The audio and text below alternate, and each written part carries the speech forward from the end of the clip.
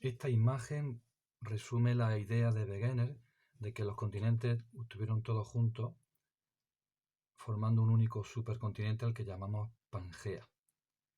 El encaje de las costas de un lado y otro del Atlántico es particularmente llamativo. En la década de los 60-70 surge la teoría heredera, que es la teoría de la tectónica de placas. En la teoría de la tectónica de placas no son los continentes los que se mueven, sino las placas. Por ejemplo, aquí observamos que la placa africana no es solamente el continente africano, sino también parte del Atlántico. Así que las placas son mucho más grandes que los continentes y podríamos decir que los continentes se mueven a bordo de las placas. En esta página podemos apreciar también otro elemento de interés, y es que debajo de las placas aparecen estas líneas rojas dentro del manto que representan las corrientes de convección, que son las que animan al movimiento de las placas. Son corrientes profundas, los materiales más fríos descienden, los materiales más calientes suben, y en ese movimiento circulatorio hacen posible también el movimiento de las placas.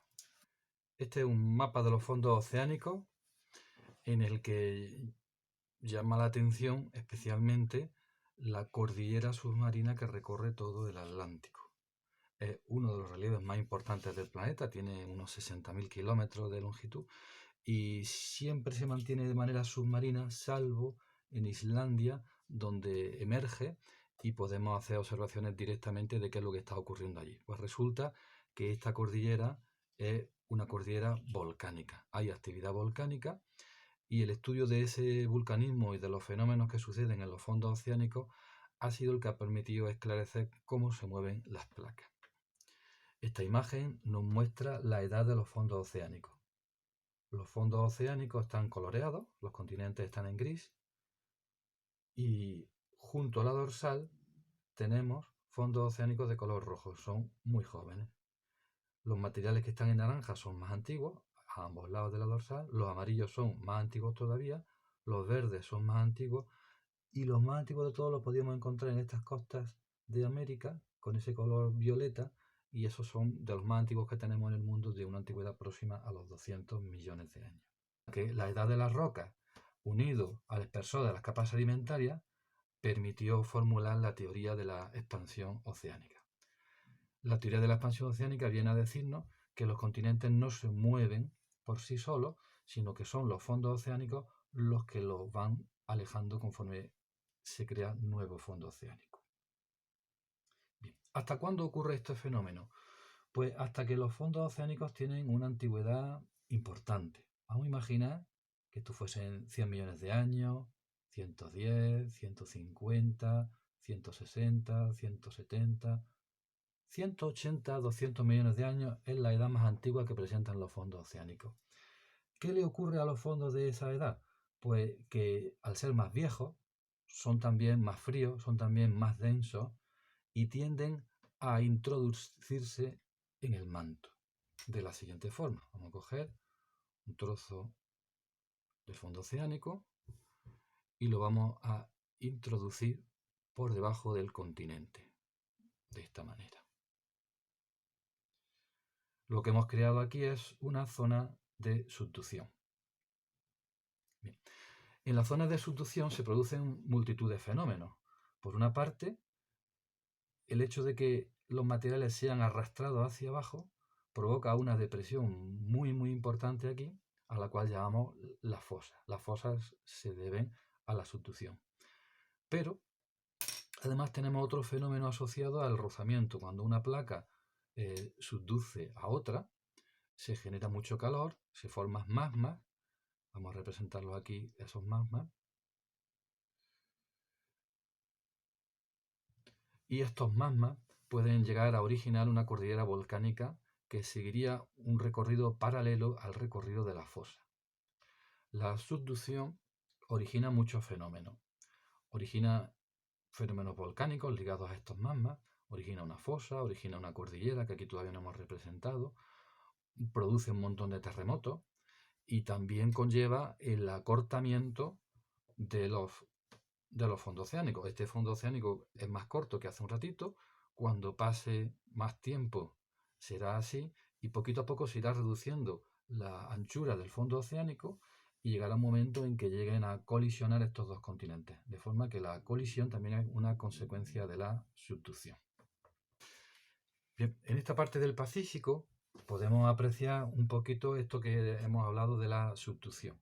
La subducción origina fosas, que son estas zonas oscuras. Aquí hay una fosa, es muy típico que tengan forma de arco. Aquí hay una fosa, aquí hay otra fosa, aquí hay otra fosa. Todo el Pacífico está rodeado de fosas. Y eso va a hacer que el Pacífico se vaya a ir reduciendo, y algún día estos continentes, América y Asia, pues llegarán a colisionar. La subducción ocurre en el borde de un continente, en cuyo caso se va a formar una cordillera, como podría ser el caso de las montañas rocosas y sobre todo la cordillera de los Andes. Puede ser que la subducción se produzca como aquí, en mitad del océano. En ese caso se forman islas volcánicas, fosas e islas volcánicas. Cuando la subducción reduce el fondo oceánico y estos dos continentes choquen, se originará una cordillera. Tenemos un buen ejemplo de ello aquí, en el Himalaya. El Himalaya es una cordillera que decimos intracontinental y que se formó por la colisión de India con Asia. India no estaba originalmente aquí, India estaba aproximadamente en esta posición y se fue desplazando hacia Eurasia. Conforme se acercaba a Asia, el fondo oceánico se reducía por subducción y finalmente ya no quedó fondo oceánico y chocaron y se formó una cordillera. No es el único caso de cordillera de colisión. Por ejemplo, aquí tenemos los montes Urales. ¿Cómo se formaron los montes Urales? Pues si tienen una posición intracontinental, es señal de que es la sutura de un antiguo mar que había separando Asia de Europa. Hace muchos millones de años, hace varios cientos de millones de años, estaban separados y en su choque formaron los montes Urales. Es cierto que ese choque se produjo hace mucho tiempo y por tanto los montes Urales no tienen un relieve comparable al del Himalaya. El Himalaya es una cordillera joven. Muestro ahora el mapa del Mediterráneo porque aquí la tectónica de placas es bastante más compleja. Estamos acostumbrados a hablar de los grandes movimientos de América, de Asia, de la India, pero en el Mediterráneo lo que tenemos son muchas placas pequeñitas y el asunto es más complejo. A ver si conseguimos explicarlo.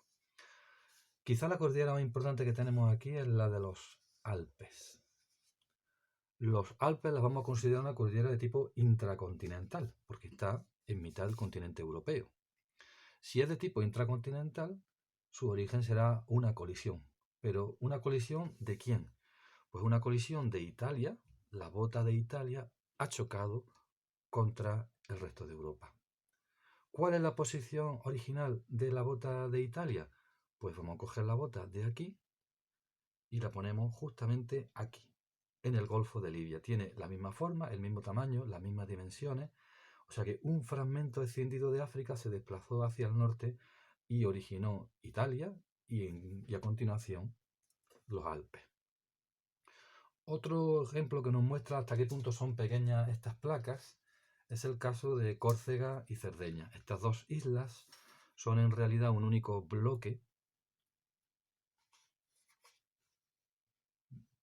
Son una única masa separada por un pequeño estrecho de mar y debemos pensar que no siempre han estado en esta posición.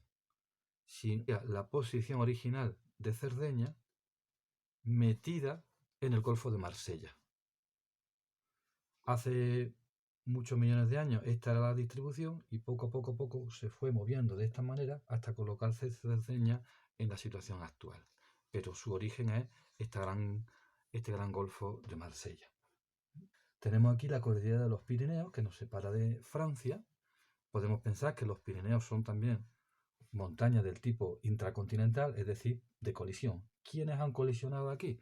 Pues ha colisionado la península ibérica con Francia. La península, que en aquel momento no era tal península, sino que era un bloque aislado, y chocó contra Francia y se originó la cordillera. En realidad estaba girada. Las costas de Portugal miraban al norte. Si estas son las costas de Portugal en la actualidad, en el pasado las costas de Portugal miraban hacia el norte, así. No existía todo el mar Cantábrico. Las costas de Cantabria estaban unidas a las costas francesas. Y primero se separaron de ellas, giraron en sentido contrario a la aguja de reloj, y esta zona de España choca contra Francia, y en ese choque se origina la cordillera de los Pirineos, que aquí la representamos en rojo. Es una cordillera de colisión. ¿Y qué ocurre con la otra gran cordillera de nuestro país, que es la cordillera Bética, que ocupa la mayor parte de Andalucía? Pues, aunque no lo parezca, también es una cordillera de colisión. Se dirá, bueno, es que está en el borde de un continente. Sí, está en el borde de un continente, pero no hay una fosa aquí. Luego no hay subducción. Es una colisión, pero es una colisión en la que han intervenido bloques pequeñitos como estos que tenemos aquí. Hace muchos millones de años el Mediterráneo era mucho más amplio, se llamaba Mar de Tetis, y en él existían diversos bloques, como los que estamos viendo, que se mueven, que interaccionan, que la dinámica de placas la hacen bastante compleja. Pues bien, uno de esos bloques, al que vamos a llamar el bloque de Alborán, se movía hacia el noroeste, y en su movimiento hacia el noroeste chocó contra Iberia y originó la cordillera Bética, que aquí la representamos en rojo. En realidad, el bloque chocó tanto con Iberia como con África. Al sur originó también una cordillera, que es la cordillera del Rif en África. El asunto es muy complejo porque al mismo tiempo que ocurrían estos fenómenos se estaba formando un mar que iba a separar definitivamente Iberia de África. Bueno, para entender mejor lo que ha ocurrido en esta zona, vamos a ver otro modelo. Tenemos aquí la cordillera Bética, en la cual hemos diferenciado dos partes fundamentales, la verde y la amarilla. La verde la llamaremos zonas externas, la amarilla la llamaremos zonas internas. La parte externa está constituida fundamentalmente por rocas sedimentarias de la era secundaria, terciaria, mientras que las zonas internas están constituidas por rocas predominantemente metamórficas y generalmente más antiguas. Entre ambas hay pequeños afloramientos de otro tipo de roca, que aquí tenemos en rojo, son principalmente arena y areniscas, y el mayor afloramiento de ese tipo de rocas se da en la provincia de Cádiz, en lo que se llama el complejo del campo de Gibraltar. Vamos a entender qué es lo que ha pasado en nuestra zona. Bueno, pues si nos remontamos mucho en el tiempo, resulta que la línea de costa no estaba aquí, sino que estaba aquí. El borde de la meseta era la línea de costa. Desde ahí hasta África había bastante mar. Y entre Iberia o la meseta española y África había un bloque emergido aquí en amarillo al que llamamos el bloque de Alborán. Hoy día ese bloque de Alborán está empastado contra la meseta española, y los materiales que se pudieron colocar en todos estos lugares se han visto desplazados varios cientos de kilómetros hasta ocupar su posición actual. Pues, por ejemplo, estos materiales de aquí hoy día se encuentran aquí. Han hecho un desplazamiento enorme. Pues vamos a ver cómo todo esto que tenemos aquí evoluciona hasta convertirse en la cordillera tal como la conocemos hoy día. Bien, lo que tenemos aquí representado es una sección de un recorrido desde Iberia hacia África, pasando por el bloque de Alborán. Sería aproximadamente en esta dirección. ¿Vale? Si hacemos ese recorrido, lo primero que nos encontramos son los materiales de Iberia, de lo que hoy día llamamos la meseta, también le dicen macizo hercínico. Luego tendríamos un mar, el Tetis. Dentro de ese mar, una buena parte sería simplemente el borde de Iberia, que está recibiendo sedimentos aquí representados en verde, principalmente en caliza.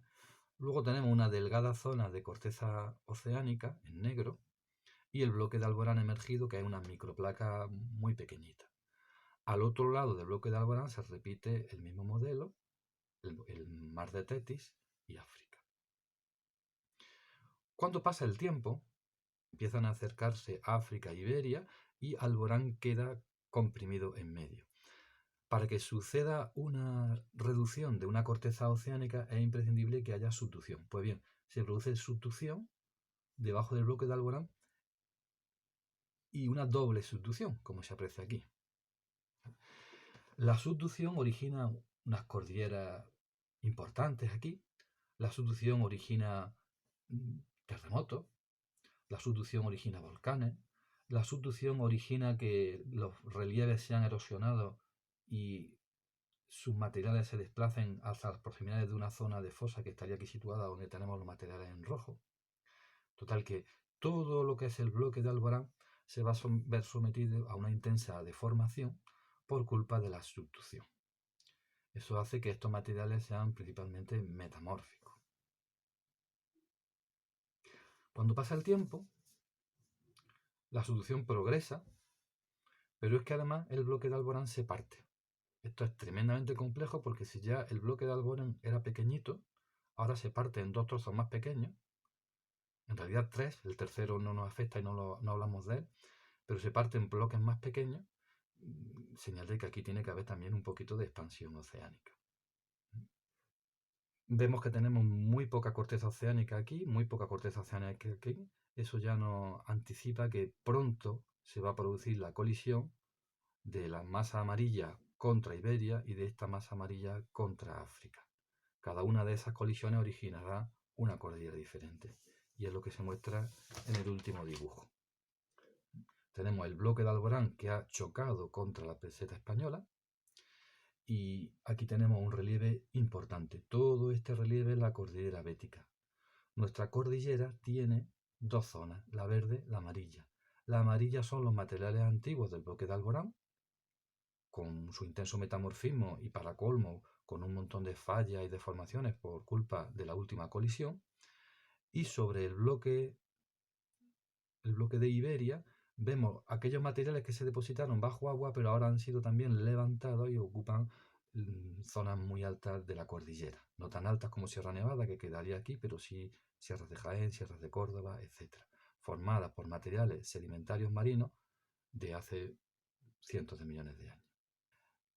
Y ya como curiosidad, aquellos materiales que se depositaron en la fosa durante el periodo de erosión del bloque de Alborán, pues esos materiales los tenemos en el contacto entre la zona externa en verde y la zona interna en amarillo. Espero que se haya entendido cómo se ha originado nuestra cordillera, porque realmente el asunto es complejo y esto es una simplificación de la realidad. Bueno, voy a terminar mostrando un póster que tengo desde hace mucho tiempo,